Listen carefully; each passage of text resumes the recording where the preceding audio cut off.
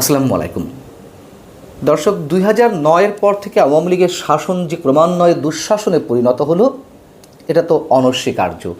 কিন্তু আওয়ামী লীগকে পুঁজি করে এনসিপির গত 2.5-3 মাসের যে রাজনীতি, অথবা 5 আগস্টের পর থেকে সমন্বয়কদের যে তুমুল বিতর্কিত এবং ভয়ঙ্কর যেসব কর্মকাণ্ড, তাতে যে মানুষ এরই মধ্যে অতিষ্ঠ হয়ে উঠেছেন, সেই কথাও তো স্বীকার করে নিতে হবে। মানুষের মোহর ভঙ্গ হয়েছে তাদের প্রতি। এই সমন্বয়ক এবং ছাত্র নেতাদের যে কোনো প্রকারের রাজনৈতিক আদর্শ নেই, রাজনৈতিক লক্ষ্য নেই, সে কথাও মানুষের সামনে একেবারে স্পষ্ট। আওয়ামী লীগ নিষিদ্ধের দাবি এখন তাদের একমাত্র রাজনৈতিক পুঁজি।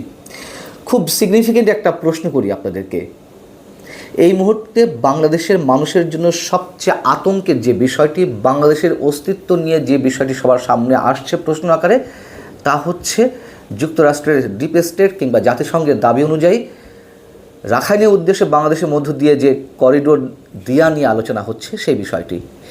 এটি নিয়ে এই যে বাংলাদেশ ওলটপালট করে দেওয়া কিংবা বাংলাদেশের সব কিছু পরিবর্তন করে দেওয়ার যে স্বপ্ন জাগানো বা স্লোগান দেওয়ার যেই ছাত্র সমন্বয়করা, তারা একটা বারের জন্য একটা টু শব্দ করেছেন, কোনো প্রকারের প্রশ্ন তৈরি করেছেন সরকারের প্রতি, কোনো প্রকারের দাবি তারা তুলেছেন যে এটি নিয়ে জাতীয় পর্যায়ে আলোচনা হোক?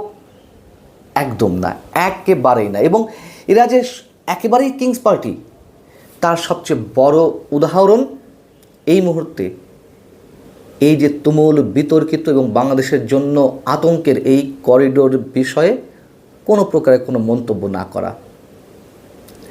যেহেতু এই সরকার এবং কিংস পার্টি মিলেমিশে একাকার, সরকারের মুরব্বীরা এই ধরনের সিদ্ধান্ত নিয়েছে এবং আমি নিশ্চিত তাদের সঙ্গে আলোচনা করে নিয়েছে, এবং অথবা আমরা বলতে পারি যুক্তরাষ্ট্রের যে প্লট নির্মাণ করা হয়েছিল শেখ হাসিনা বিরোধী আন্দোলনে, শেখ হাসিনা পতনের আন্দোলনে, সেখানে এইসব প্ল্যানিংয়ের মধ্যে নিয়ে এসেই এই আন্দোলনগুলো তৈরি করা হয়েছিল। সাধারণ মানুষ এসব নিশ্চয়ই জানতো না। সাধারণ মানুষের অংশগ্রহণ ছিল ব্যাপক মাত্রায়, একথা আমরা মনে করিয়ে দিতে চাই। শেখ হাসিনার পতনটাও ছিল অনিবার্য, কিন্তু সাধারণ মানুষের সেন্টিমেন্ট নিয়ে তারা খেলেছে, তারা ম্যাটিকুলাস ডিজাইন নিয়ে এগিয়েছে, এ কথা বারবার আমাদেরকে বলতে হচ্ছে।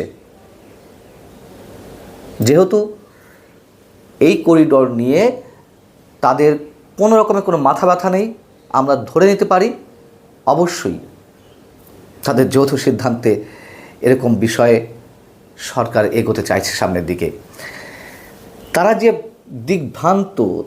দিগ্ভ্রান্ত ঠিক নয়, তারা যে দিশেহারা, মানুষের আস্থা পাচ্ছে না এবং বারবার তাদের মুড সুইং করছে, তাদের নানান সিদ্ধান্ত থেকে তারা নিজেরাই পিছপা হচ্ছে, তার তো অনেক উদাহরণ এর মধ্যে আমাদের সামনে উপস্থিত হয়েছে। তারা সংবিধান ছুঁড়ে ফেলার হাক ডাক দিল, গর্জন তুলল, সেখান থেকে সরে এসে তারা বলছে সংবিধানের প্রয়োজনীয় পরিবর্তনগুলো করা দরকার। তারা আমূল সংস্কারের কথা বলল নির্বাচনের আগে, আমূল সংস্কার না করে নির্বাচন করা যাবে না। এখন তারা বলছে মৌলিক সংস্কারের কথা। তারা বলছিল যে জাতীয় নির্বাচনের আগে স্থানীয় সরকার নির্বাচন দিতে হবে। এখন তারা সেই শব্দ উচ্চারণ করছে না। গণপরিষদ নির্বাচনের দাবি তুলেছিল তারা সংবিধান ছুঁড়ে ফেলার জন্য, সেখান থেকে তারা সরে এসেছে। নতুন ঘোষণাপত্র বা প্রোক্লেমেশনের যে দাবি তারা তুলেছিল, সেটাও এখন তারা মুখে আনছে না। মূল বিষয় হচ্ছে কোনো রাজনৈতিক দলের গণভিত্তি না থাকলে, গণসম্পৃক্ততা না থাকলে সেই রাজনৈতিক দল সামনে বেশি দিন এগোতে পারে না। এবং তাদের পেছনে কয়জন মানুষ আছে সেগুলো নিয়েও তো এখন আলোচনা হচ্ছে।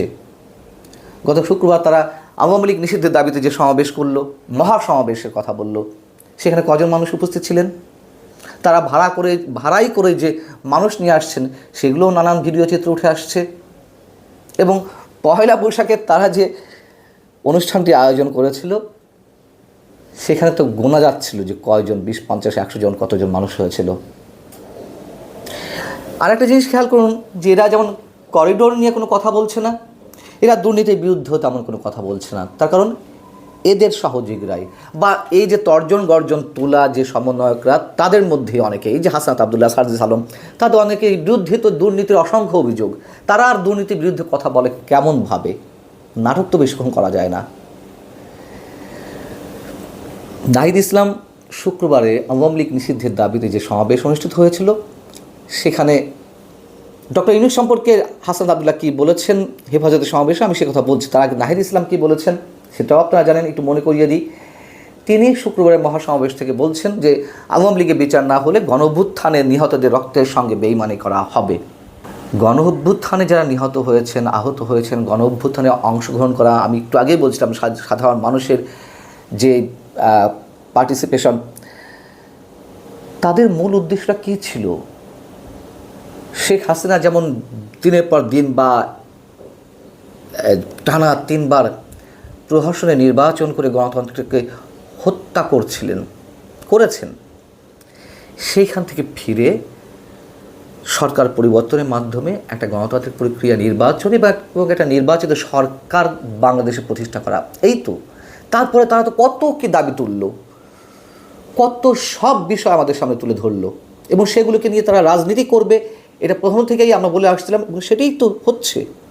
অতএব গণঅভ্যুত্থানের নিহতদের সঙ্গে কারা বেইমানি করছে? গণঅভ্যুত্থানের যারা রক্ত দিয়েছেন তাদের রক্তের উপর দাঁড়িয়ে কারা সেই গণঅভ্যুত্থানের সঙ্গে প্রতারণা করছে? তারা মানুষ, সাধারণ মানুষ যে আশায়, যে লক্ষ্যে গণঅভ্যুত্থানে অংশগ্রহণ করেছিলেন, তাদেরকে ঠকিয়ে তাদের যে নির্বাচনের দাবি, অবাধ সুষ্ঠু একটা নির্বাচনের দাবি, সেই নির্বাচনকেই প্রলম্বিত করে তারা নিজেদের ক্ষমতা কুক্ষিগত করে রাখতে চায়। যেহেতু এই সরকারের একটি তারা পার্ট, ক্ষমতার স্বাদ লাভ করছে, এগুলোও পুরনো কথা, এগুলো আমাদেরকে বারবার বলতে হচ্ছে, তার কারণ মানুষ অতিষ্ঠ হয়ে উঠেছে। তো একটা শেষ থাকা দরকার। এবং নব্য ফ্যাসিজমের পরিচয় তো আমরা নানান দিক থেকে পাচ্ছি। সবচেয়ে বড় কথা হচ্ছে যে মব কালচার সৃষ্টি করা হয়েছে। একদিকে সরকারের পক্ষ থেকে আহ্বান জানানো হয়, বা সরকারের দায়িত্বশীল চেয়ারে বসে উপদেষ্টারা বলেন, হুঙ্কার দেন, আর সহ্য করা হবে না মবের। কে শোনে কার কথা? চলছে, মহাসমারোহ চলছে। এবার আমাদের তুমুল বিপ্লবী ছাত্র সমন্বয়ের একজন হাসান আবদুল্লাহ, তিনি হেফাজতে ইসলামের সমাবেশে শনিবার কি বলেছেন? তিনি বলছেন, অত্যন্ত পরিতাপের বিষয়, 8 মাস পরে এসে অনেক রাজনৈতিক দল, রাজনীতিবিদ আমাদের বারবার মনে করিয়ে দেয় আওয়ামী লীগ রাজনৈতিক দল। এই রাজনৈতিক দল নিয়ে সিদ্ধান্ত নেওয়ার এখতিয়ার নাকি তাদের নাই। নিজেদের কথা বলছে। ডক্টর ইউনূস কয়েকদিন আগে বলেছেন আওয়ামী লীগ নির্বাচনে অংশ নেবে কিনা এই সিদ্ধান্ত আওয়ামী লীগের। ডক্টর ইউনূস ভুলে যাবেন না, আপনাকে আমরা ক্ষমতায় বসিয়েছি। হুঙ্কার ছাড়ছে ডক্টর মোহাম্মদ ইউনূসের প্রতি। এগুলো যে লোক দেখানো, সেটুকু আমরা বুঝি। অথবা তারা হয়তো সত্যি ভুলে যাচ্ছেন, ডক্টর মোহাম্মদ ইউনূসকে হয়তো তারা ক্ষমতায় বসিয়েছেন ঠিকই, প্রধান উপদেষ্টা করেছেন, কিন্তু ডক্টর ইউনূস যে আন্তর্জাতিক মানের খেলোয়াড়, এটি তিনি নিজেই মন্তব্য করেন। এবং তার লিয়াজোটা কোথায় কি নানান ধরনের হিডেন এগ্রিমেন্ট থাকতে পারে, অনেকে সে কথাও তো উচ্চারণ করছেন। ক্ষমতায় বসিয়েছেন ঠিকই, কিন্তু ক্ষমতা থেকে নামাতে পারবেন কি না, সেটিও তো একটি প্রশ্ন।